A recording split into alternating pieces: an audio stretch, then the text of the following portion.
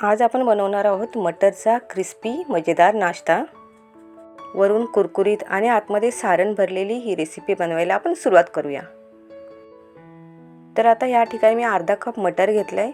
ह्याच्यामध्ये आपण पाणी घालू आणि 5 मिनिट मटर शिजून घेऊ। मटरमध्ये आपण घालणार आहोत थोडंसं मीठ। तर आपण हे चांगलं 5 मिनिट शिजून घेऊ।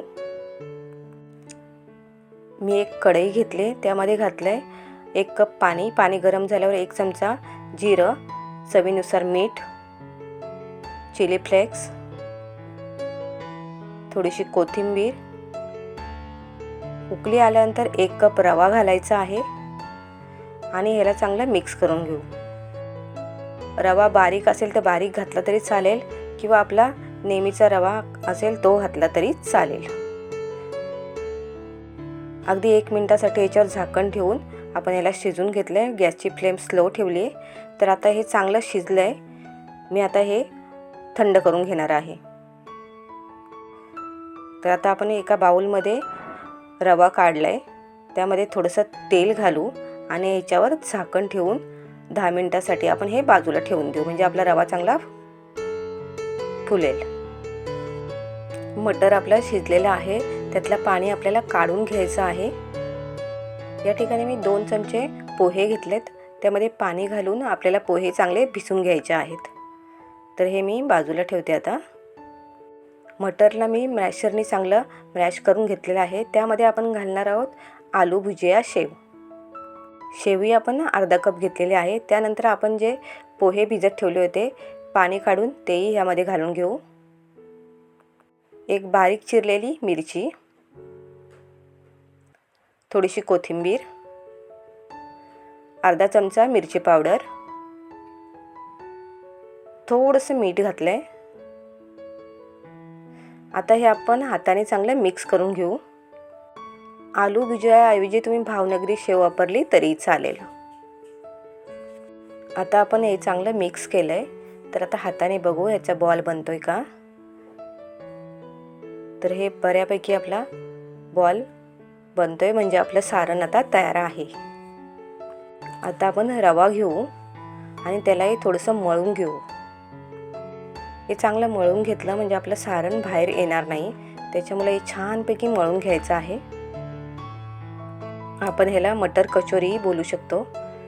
तर आपलं हे रवा चांगला मळून झालाय। तर आपण ह्याचा ना आता बॉल करून बघू आणि त्याला पसरवून क्रॅक येतात का ते बघून घेऊ। तर आता हे छानपैकी पसरलं जातं, कुठेही क्रॅक येत नाही, म्हणजे आपण छान मळलेलं आहे। तर आपण एका चमच्याच्या मापाने एक बॉल बनवणार आहोत ह्याचा। आणि सारणसाठी मी एक छोटा चमचा घेतलाय, तो भरून आपण सारण घेऊ। रव्यासाठी मी मोठा चमचा घेतलाय आणि सारणसाठी छोटा।